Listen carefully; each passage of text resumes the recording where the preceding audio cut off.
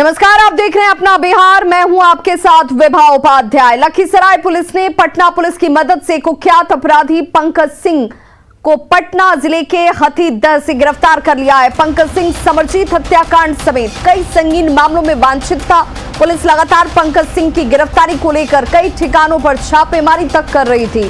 Pipariya police ने 5 जनवरी को कुख्यात पंकज सिंह के घर पर लाल दियारा में इश्तेहार भी चिपकाया था, जिसके बाद पंकज सिंह पुलिस की दबिश से घबरा गया। हालांकि पुलिस इसे गिरफ्तारी मान रही है। बताया जाता है कि पंकज सिंह पुलिस दबिश से घबराकर हाथीदह में कबैया थाना पुलिस के सामने आत्मसमर्पण करता नजर आया। पंकज सिंह की गिरफ्तारी के बाद पुलिस लखीसराय पुलिस जो है वो राहत की सांस इस वक्त ले रही है। तस्वीरें आपके सामने जिसमें पंकज सिंह आपको नजर आ रहा होगा। इसकी गिरफ्तारी के बाद अब लखीसराय पुलिस ने राहत की सांस ली है। उसको पुलिस को दे दिए। क्या नाम था? कहाँ का पुलिस? वो क्या नाम था आपका? कबैया थाना का। नाम क्या था आपका भाजा का? पंकज। कहाँ का है? लाल दिराक। तो यहाँ क्या कर रहा था? तो आया था मामू घर था, पुलिस को दे दिए कस्टडी पकड़ के। और हमारे सहयोगी इस वक्त राकेश यादव जानकारी के साथ फोन लाइन पर जुड़ चुके हैं। राकेश, पुलिस की दबिश का नतीजा या खुद आत्मसमर्पण इस शख्स ने किया? जी बिल्कुल, देखिए कुख्यात पंकज हाल के दिनों में लखीसराय पुलिस के लिए सिर दर्द बना हुआ था। पंकज सिंह के गिरोह के द्वारा 14 दिसंबर को समरजीत की गोली मारकर हत्या की थी। वहीं उसके साथी पिप्पू सिंह को भी गोली मारकर घायल किया था। और हाल के दिनों में 2 जनवरी को दोहरा हत्याकांड हुआ था। नगर थाना क्षेत्र में देर शाम 2 लोगों की हत्या कर दी गई थी। उसमें भी कहीं ना कहीं पंकज सिंह का तार जुड़ा है। इस हत्याकांड में भी इसको लेकर देखिए एसपी के नेतृत्व में एसआईटी टीम का गठन किया गया था और लगातार दियारा इलाके में और कई ठिकानों पर लगातार लखीसराय पुलिस की एसआईटी टीम पंकज सिंह की गिरफ्तारी को लेकर छापेमारी कर रही थी।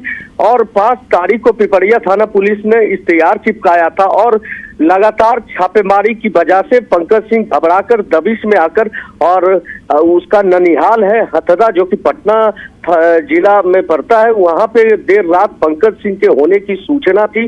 तो काफी संख्या में यहां से कबैया थाना अध्यक्ष राजीव कुमार पहुंचे और घेराबंदी की।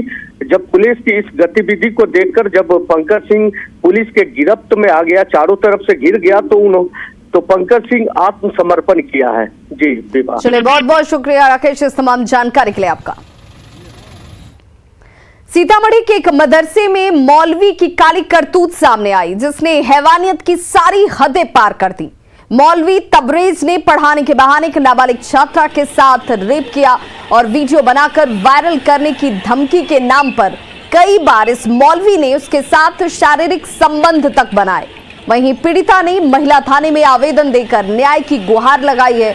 आपको बता दें कि इससे पहले नाबालिग छात्रा के अपहरण को लेकर सहियारा थाने में एक मामला पहले से ही दर्ज है। फिलहाल नाबालिग छात्रा 5 माह की गर्भवती बताई जा रही है और न्याय के लिए महिला थाना पहुंचकर गुहार लगा रही है।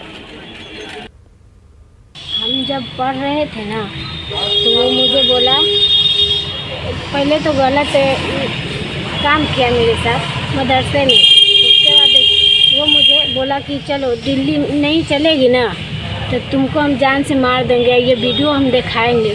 वो मुझे वीडियो भी करा था। कौन बोला? तबरेज बोला। तबरेज कौन है? वही मुझे पढ़ाते थे मदरसा में। कौन से कहाँ का मदरसा था ये? डीठी का मदरसा था। तो हाँ। वो कितने दिन पहले से आप वहाँ पढ़ते थे? बच्चे से हम पढ़ रहे थे। लड़की के जो है ना अपहरण हुआ था तो केस किए थे। केस में कुछ दिन के बाद वो लड़की हाजिर हुआ। हाजिर होने के बाद बयान हुआ। उसके बाद जो है ना आयु साहब दोबारा बयान के लिए बयान नहीं करवा रहे हैं। और महिला थाना में हम लड़की के लेके आए केस करने के लिए, तो महिला थाना केस नहीं ले रहे हैं। और हमारे सहयोगी राकेश इस वक्त ज्यादा जानकारी के साथ फोन लाइन पर जुड़ चुके हैं। राकेश, परिजनों का ये कहना है कि महिला थाने में केस दर्ज नहीं किया जा रहा है। जी मैं आपको बता दूं कि सीतामढ़ी जिले के महिला थाने में लगातार इस तरह के जो मामले होते हैं वहां पर प्राथमिकी दर्ज करने को लेकर जो पीड़िता पक्ष होता है उसको लगातार दोहराया जाता है और लाख परेशानी के बाद भी उनका FIR दर्ज नहीं किया जाता है। कुछ ऐसा ही इस घटना के साथ भी हो रहा है जिसमें पीड़िता लगातार थाने का चक्कर काट रही है। सैयारा थाना क्षेत्र का मामला है जहां एक मौलवी ने एक महिला थाने की दलील क्या है? क्यों इस पीड़िता के बयान को दर्ज नहीं किया जा रहा है? मामला क्यों नहीं मौलवी के खिलाफ दर्ज किया जा रहा है? मौलवी के खिलाफ मामला इसलिए दर्ज नहीं किया जा रहा है कि जो पीड़िता पक्ष है उसने FIR दर्ज करने के लिए लगातार जो महिला थाना है वहां पर गई थी, उसके परिजन भी वहां पर गए थे, तो उसके जो एप्लीकेशन है, जो आवेदन है उसको रख लिया गया और पुलिस जो कर्मी है महिला थाने के उनका कहना था कि इस मामले में जांच पड़ताल की जाएगी, उसके बाद जो मामला सामने आएगा उसके बाद FIR दर्ज की जाएगी। तो अभी तक इस मामले को लेकर FIR दर्ज नहीं किया गया है और निस्संदेह निश्चित तौर पर कहा जा सकता है कि मामले में पुलिस पूरी तरीके से उदासीन बनी हुई है और इस तरह के जितने भी मामले होते हैं उसमें पुलिस जो पक्ष होता है खासकर महिला थाना वो पीड़ित पक्ष को लगातार दोहराने का काम करता है, उसकी दलील नहीं सुनी जाती है, उनकी शिकायत को नजरअंदाज किया जाता है। जी तो महिला थाने की तरफ से अपनी तरफ से जांच शुरू की गई है? जी महिला थाना के जो थाना अध्यक्ष है उनका कहना है कि इस मामले की पहले जांच कराई जाएगी और उसके बाद इस मामले का FIR दर्ज किया जाएगा, लेकिन अभी तक 12 घंटे से ऊपर हो गए हैं, अभी तक मामले को लेकर FIR दर्ज नहीं किया गया है और इस तरह की पुलिस की दलील है कि जब तक मामले की जांच नहीं की जाएगी FIR दर्ज नहीं किया जाएगा। और शायद यही वजह है कि जो पीड़िता है वो 15 दिनों से दर की ठोकर खा रही है, उसके FIR को दर्ज नहीं किया जा रहा है। जी 15 दिनों से ये पीड़ित जो है वो न्याय की गुहार लगा रही है और देखिए ये उस राज्य की स्थिति है जहां पर मुख्यमंत्री नीतीश कुमार खुद कहते रहे हैं कि जब भी कोई पीड़िता अगर थाने में इस तरह की शिकायत लेकर पहुंचती है तो सबसे पहले जो दायित्व है वो ये कि आपको FIR दर्ज करनी है, उसके बाद आपको जांच पड़ताल करनी है। लेकिन यहां पीड़िता को चक्कर काटने पर मजबूर किया जा रहा है, अब तक मामला दर्ज नहीं हुआ है। बहुत बहुत शुक्रिया राकेश इस तमाम जानकारी के लिए। बड़ी खबर रोहतास जिले से विक्रमगंज से आ रही है जहां पर एक छात्र की गोली मारकर हत्या कर दी गई है। छात्र विक्रमगंज थाना क्षेत्र के सकामिनी नगर मोहल्ले में किराए के मकान में रहकर पढ़ाई कर रहा था। 21 साल के राहुल कुमार उर्फ बंटी की गोली लगने से घटनास्थल पर ही मौत हो चुकी है। मृतक राहुल डेहरी ऑनसोन के प्रयाग बिगहा के निवासी अनिल कुमार का पुत्र बताया जा रहा है। वहीं गोली लगने से हिमांशु कुमार नामक युवक घायल हुआ है जिसे इलाज के लिए विक्रमगंज के ही निजी क्लिनिक में भर्ती कराया गया है। इस पूरी घटना के बाद इलाके में सनसनी फैल गई। घटना के पीछे आपसी रंजिश को वजह बताया जा रहा है। अरे रात में किवाड़ी खुलवा के उसको गोली मार दिया है। कितने लोगों को?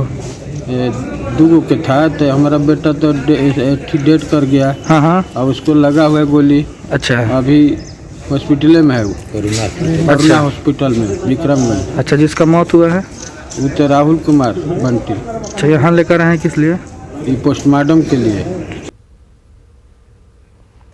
पटना सिटी के आलमगंज थाना क्षेत्र के NMCH के पास पुलिस ने मिनी शराब फैक्ट्री का भंडाफोड़ किया है। मामला आदर्श कॉलोनी मोहल्ले का, जहां उत्पाद विभाग की टीम ने गुप्त सूचना के आधार पर एक मकान में छापेमारी कर शराब फैक्ट्री का उद्भेदन किया। देखिए तस्वीरें आपके सामने हैं जहां पर मिनी शराब फैक्ट्री का भंडाफोड़ किया गया। उत्पाद विभाग की टीम ने मौके से करीब 200 लीटर स्पिरिट केमिकल शराब बनाने के उपकरण को बरामद किया है। साथ ही भारी मात्रा में शराब की खाली बोतलें, रैपर के साथ ऑटो पर लदी 4 कार्टन नकली शराब भी बरामद की गई है। छापेमारी की भनक मिलते ही शराब तस्कर हालांकि यहां से फरार हो गए। हम लोग को गुप्त सूचना मिली थी तो हम लोग इसके पीछे लगे हुए थे कि कहीं से कोई स्रोत पता चले। तो बाद में रेकी करने पर पता चला कि यहाँ पर एक इस तरह का कारोबार हो रहा है। जैसे ही ये कन्फर्म हुआ हम लोग तुरंत आज छापामारी किए। छापामारी में यहाँ पर रंग जो भी फॉरेन लीकर का बनाया जा रहा है, सिर्फ उसका सबका रैपर रखा हुआ है, खाली बोतल रखा हुआ है और ढक्कन वगैरह सारा चीज़ है। ये लोग स्पिरिट मंगा करके और उसमें कलरिंग और फ्लेवरिंग करके इसको विदेशी शराब नकली बनाई जाती है, जिस पर यह रैपर चिपका करके इसको असली साबित किया जाता है। मधेपुरा में खाद के लिए किसान परेशान हैं, लेकिन जिन दुकानों में खाद भरी है वो दुकानें बंद हैं। यानी खाद दुकानदार कृत्रिम तरीके से खाद की कमी को पैदा कर रहे हैं। ऐसे में खाद दुकानों के बाहर किसानों की भारी भीड़ लगी रहती है। मधेपुरा शहर में खाद की 6 दुकानें हैं। न्यूज 18 के पास कृषि विभाग की जो रिपोर्ट है उसके मुताबिक सभी दुकानों में खाद भरी हुई है, लेकिन 5 और 6 जनवरी को सिर्फ एक दुकान में खाद की बिक्री की गई। तस्वीरें आपके टीवी स्क्रीन पर भी इस वक्त, जहां पर खाद वितरण की बजाय दुकानें बंद रहीं। बहाना एक बार फिर से वही कि स्टॉक नहीं है इनके पास, लेकिन रिपोर्ट ये कहती है कि 6 जनवरी को मां भगवती ट्रेडर्स के पास 11.655 मीट्रिक टन यूरिया उपलब्ध था। भवानी खाद बीज भंडार स्टेशन चौक के पास 9.585 मीट्रिक टन, अपना किसान घर खेदन चौक के पास 9.72 मीट्रिक टन, अन्नू खाद बीज भंडार न्यू बस स्टैंड के पास 5.85 मीट्रिक टन यूरिया की उपलब्धता थी। इसके बावजूद खाद बीज भंडार जो हैं इन्होंने बाकायदा नोटिस अपनी दुकानों पर चिपका दिया कि इनके पास खाद की उपलब्धता नहीं है। किसान इसे लेकर परेशान होते नजर आ रहे हैं, लेकिन खाद दुकानों के अंदर भरी हुई है, स्टॉक्स मौजूद हैं, लेकिन कृत्रिम तरीके से खाद की किल्लत पैदा की जाती है और उसके बाद ऊंचे दामों पर खाद को बेचने की ये साजिश जो रिपोर्ट के तौर पर सामने है। क्या बजे से आप लोग लाइन में हैं? हम सर 3 बजे से हैं, जो कि आए 2-3 घंटा लाइन में भी लगे। बीओ साहब भी आए कि बोले कि जितना आदमी है लाइन में दे दो, उसके बाद दुकान बंद कर देना। तो वैसे भैया जैसे बीओ साहब गए उसके बाद दुकान का शटर लॉक चले गए। कितने लोग लाइन में थे? करीब 30-35 आदमी लाइन में थे। क्या बजे दुकान बंद हो गया? 6 बजे 6:30 बजे। मेरा जब नंबर आया ना तो उससे पहले महिला को लेके आगे दे के चला गया। उस सबको मेरे से पहले मेरा टाइम आया ना, उसके बाद महिला को कहा कि इसको देना चाहिए खाद, उसको दे दिया। उसके बाद बंद कर सारे को आया, उसके बाद सर कहा कि सबको खाद देना चाहिए, लाइन में लगल है। तो उसके बाद सर चला गया। चले जाने के बाद दुकान बंद करके चला गया। वहाँ आता है ब्लॉक से स्टाफ, उसके बाद क्या कहते हैं पुर्जी कटता है। अभी तक सिंहेश्वर में पुर्जियों नहीं कटा है। जो रेट है उसी रेट में देता है? रेट वही देता है। खाद की स्थिति जिस हिसाब से मिलता है उस हिसाब से बिकता है। अपने यहाँ है क्या? नहीं अभी नहीं, अभी खत्म। कल आया था, परसों आया था 240 बोरा, फिर उसको लोड किए, कल फिर बेच दिए 240। थोड़ा देर में आने वाले हैं, आधा 1 घंटा में उपलब्ध हो जाएंगे। और कब से खाद नहीं है? बस शाम से कल शाम से। हाँ, कल तक था मेरे यहाँ, फिर आ जा रहा है। किसान को हो रहा जो हमको आगे में खाद नहीं मिलेगा, इसीलिए के बाजार में गांव देहात दूर के लोग आके यहाँ पर भीड़ लगाते हैं। यहाँ लाइन सिस्टम करके सबको 1 बोरा 2 बोरा करके दे रहे थे। क्या लगता है गांव में खाद नहीं मिल रही है क्या? गांव में जो कुछ दुकानदार है वो गड़बड़ी कर रहा है, उसी के चलते प्रॉब्लम होता है। मधेपुरा में खाद की किल्लत जो है वो जारी है और जो स्थिति बनी हुई है, जो जिला के कृषि पदाधिकारी हैं उनका कहना है जो खाद का आवंटन कम हुआ है, लेकिन जो स्थिति खाद दुकानों पर है, जो यदि हमारे पास जो कागजात है, जो न्यूज 18 के हाथ कागजात लगे हैं, जो किस खाद दुकान में कितना खाद उपलब्ध है, तो उस आधार पर यदि हम देखते हैं तो सिर्फ मधेपुरा शहर के 4 दुकानों में 1000 बोरा से अधिक खाद जो है वो पड़ा हुआ है, लेकिन खाद का जो वितरण है वो नहीं किया जा रहा है, जिस कारण से एक कृत्रिम परेशानी जो है वो सामने आ रही है और किसान जो है मारे फिर रहे हैं। अब देखना ये दिलचस्प होगा ये जो गोदाम में बंद खाद है वो कब बाहर निकलते हैं और किसानों को कब मिलते हैं। मधेपुरा से न्यूज 18 के लिए तुरबसु की रिपोर्ट। दरभंगा के ललित नारायण मिथिला यूनिवर्सिटी के कुलसचिव मुश्ताक अहमद एक बार फिर से भ्रष्टाचार के आरोपों में घिरते नजर आ रहे हैं।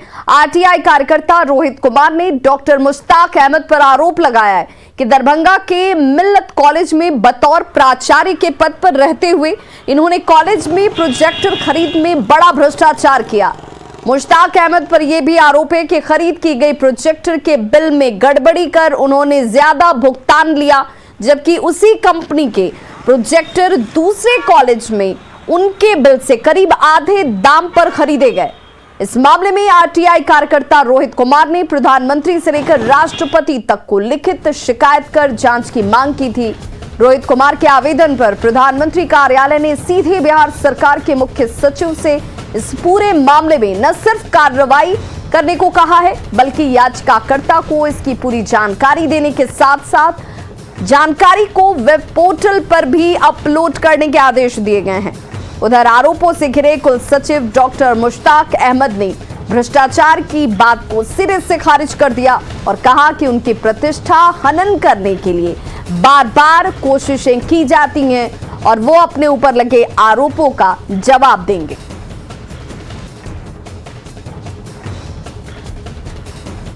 मामला ये था कि सोनी प्रोजेक्टर इन्होंने खरीदा एक और ज़्यादा अधिक में 1,30,000 रुपया कुछ में, ठीक है, और वही सोनी प्रोजेक्टर समस्तीपुर कॉलेज में खरीदा गया लगभग 70-75 हज़ार के बीच, 72 हज़ार में लगभग, ठीक है, और ये इन्होंने खरीदा 1,30,000 में, ठीक है, कुछ रुपए में। और जब इनसे शोकॉज पूछा गया कि यही सोनी प्रोजेक्टर समस्तीपुर में इतनी कम राशि में खरीदा गया और आपके द्वारा इतने में कैसे खरीदा गया, तो इन्होंने जवाब दिया कि मैंने एक नहीं, मैंने एक सेट अर्थात 2 खरीदा था। इन्होंने शोकॉज में दिया है जिसका कागज है। विश्वविद्यालय ने सारी जांचों का, उसके बाद भी जो भी लोग आवेदन दिए उसकी विश्वविद्यालय का आया, विश्वविद्यालय के पास उन्होंने जांच किया, जांच करने के बाद कहा कि ये गलत है, साबित कर दिया, सारे मामले समाप्त हो गए। अब उसके बाद 2009 से लेके अभी मालूम हुआ कि किसी ने फिर आवेदन दिया था। आवेदन दिया तो मेरे पास आएगा, जवाब दे दिया जाएगा, या उसकी जो सक्षम लोग होंगे उसकी जांच कर लेंगे। हम तो अब वहाँ हैं भी नहीं, तो जांच कर लेंगे। यही एक मामला है और कोई ऐसी बात नहीं है। मुंगेर के नक्सली इलाकों में अवैध रूप से चल रहे देसी महुआ शराब निर्माण के खिलाफ उत्पाद विभाग की कार्रवाई लगातार जारी है और इसी कड़ी में उत्पाद विभाग और गंगटा पुलिस की संयुक्त कार्रवाई में कुछ माह जंगली पहाड़ी क्षेत्र में छापेमारी की गई, जिसकी तस्वीर इस वक्त आप टीवी स्क्रीन पर देख पा रहे हैं। 3 शराब भट्टियों को यहां पर ध्वस्त किया गया है। 30 लीटर निर्मित चुलाई शराब को बरामद करने के बाद उसे भी नष्ट किया गया। कोई बात नहीं है।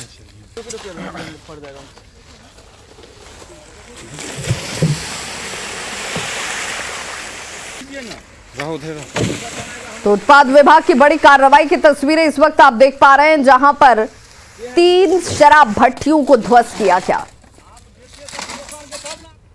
पटना के महावीर अस्पताल के निदेशक प्रमुख डॉक्टर एससी मिश्रा का 92 साल की उम्र में निधन हो गया।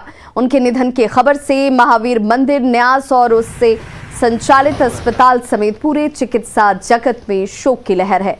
डॉक्टर एससी मिश्रा सिवान जिले के रहने वाले थे।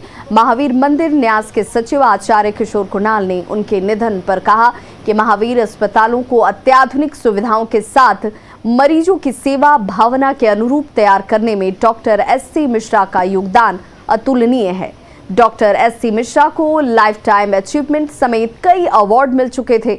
डॉक्टर एससी मिश्रा राज्य स्वास्थ्य सेवा से भारतीय प्रशासनिक सेवा में प्रोन्नति पाने वाले देश के पहले और इकलौते डॉक्टर थे।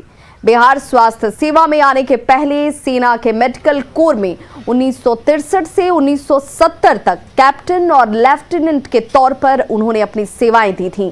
उन्होंने 1965 के भारत और पाकिस्तान युद्ध में भी बतौर मेडिकल ऑफिसर भाग लिया था। उनके निधन पर सीएम नीतीश कुमार ने शोक जताया है। इनको अचानक से वीकनेस और बहुत ज़्यादा शॉर्टनेस ऑफ ब्रेथ हुए, फिर एडमिट किया गया मेदांता में। वहीं पे सुबह में 9 बजे के अराउंड अचानक से कार्डियक अरेस्ट हुआ, तो जो वहाँ हो सकता था उन्होंने CPR किया इनको। फिर ये वेंटिलेटर पे गए और इनका दोनों किडनी काम करना बंद कर दिया। डायलिसिस के समय इनका BP अचानक से फॉल किया, उसके बाद से रिकवरी नहीं हो पाई। इनका नेचर कैसा? नेचर बहुत क्वाइट हेल्पफुल नेचर था। जितने भी संस्थान के स्टाफ थे सबसे इनका अटैचमेंट, कोई प्रॉब्लम हो सबको खुद पर्सनली सॉल्व करते थे। और अब बात कोरोना के कहर की।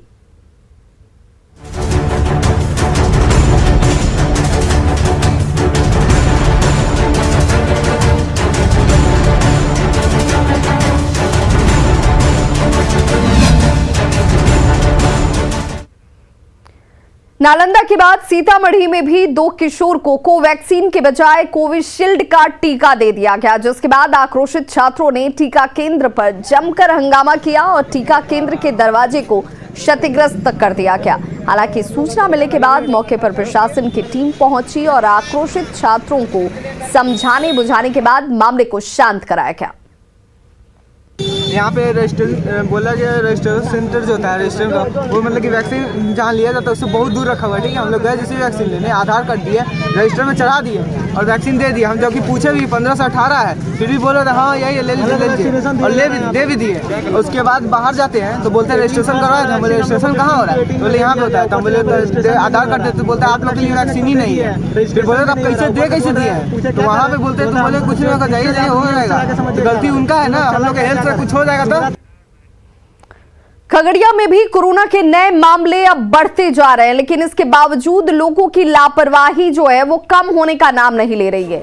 लोग बिना मास्क के ही आपको बाहर घूमते नजर आ जाएंगे। स्टेशन जहां पर लोगों की आवाजाही सबसे ज्यादा होती है, इस स्टेशन परिसर में भी सोशल डिस्टेंसिंग का पालन नहीं किया जा रहा है। मास्क नहीं पहनने का लोग कई तरह से बहाने भी बनाते हुए नजर आ रहे हैं। खगड़िया रेलवे स्टेशन का जायजा लिया संवाददाता दिग्विजय कुमार ने। कोरोना के आंकड़े दिन प्रतिदिन बढ़ते ही जा रहे हैं। ऐसे में सरकार ने मास्क से लेकर के सोशल डिस्टेंसिंग को बरकरार रखने के लिए कई तरह के दिशा निर्देश दिए हैं। हम इस समय खड़े हैं खगड़िया के रेलवे स्टेशन पर। यहाँ पर हम आपको ये दिखा रहे हैं कि जो लोग भी यहाँ आ रहे हैं कितना सोशल डिस्टेंसिंग और मास्क का पालन कर रहे हैं यहाँ पर। ये कुछ अच्छा ये बताइए कि आप खगड़िया स्टेशन पर हैं, मास्क क्यों नहीं पहने हैं? हम लोग ड्यूटी वाले आदमी हार्ट पेशेंट हैं, इसको लेकर के जो प्रॉब्लम थोड़ा सांस में होना शुरू होता है। जब आदमी ग्रुप में आ जाते हैं तो पहन लेते हैं, पास में मास्क रखे हुए हैं। मास्क पहनना चाहिए। हाँ, मास्क रखे हुए हैं। पॉकेट में रखने का चीज़ नहीं है। पॉकेट में नहीं, अब अपने जान को तो बचाना है। कोरोना से डर नहीं लगता? ऐसे कोरोना से डर है, ये है। इंजेक्शन ले चुके हैं, दोनों फाइल ले लिए इंजेक्शन, सब जो है इसके लेकर थोड़ा प्रॉब्लम होता है। कहाँ जा रहे हैं आप? लाल मार्केट थोड़ा सा। अच्छा, तो मास्क क्यों नहीं पहने? कोरोना का मामला बढ़ रहा है धीरे धीरे। पीन लेते हैं, हो गया। नहीं, अभी आप पीन रहे हैं, मास्क क्यों नहीं पहने? डर नहीं लगता कोरोना से? भूल गया। कोरोना से डर लगता है? हाँ लगता है। फिर क्यों नहीं पहन रहे? भूल गए। तो देखिए, अजीबोगरीब तर्क लोगों के पास है, जबकि ये मास्क आपको खुद को सुरक्षित रखता है और इसलिए इसे लेकर किसी तरह की लापरवाही या बेपरवाही आपके लिए ही खतरनाक साबित हो सकती है। न्यूज़ 18 आपसे अपील करता है कि कोरोना प्रोटोकॉल का पालन जरूर करें, मास्क का इस्तेमाल करना बिल्कुल ना भूलें। खबरों का सिलसिला लगातार जारी है, आप देखते रहिए न्यूज़ 18 बिहार झारखंड।